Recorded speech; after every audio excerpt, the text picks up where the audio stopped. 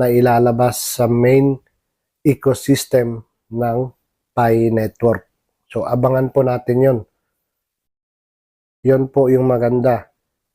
Kung ang Bitcoin umabot ng $100,000 per piece, sa dami ng supporter ng pioneer ng Pi network, hindi malamang mangyari na umabot din ang presyo sa ganon.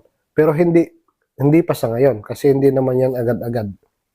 Kung nagmine tayo ng 6 to 5 years, 6 years, 4 years, so bakit hindi natin another 3 years, another 4 years, another 5 years, i-keep natin ulit yung ating coin at hintayin natin. Malay ninyo, after 1 year, $1,000 na. After 3 years, $5,000. Hopefully.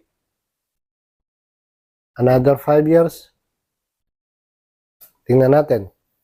Ang kagandahan doon, sa loob ng main ecosystem ng Pi, pwede kang bumili. Maraming mga businesses, e-commerce, na nag-o-offer ng product nila. May nakita pa nga ako mga doon na mga sasakyan na pwede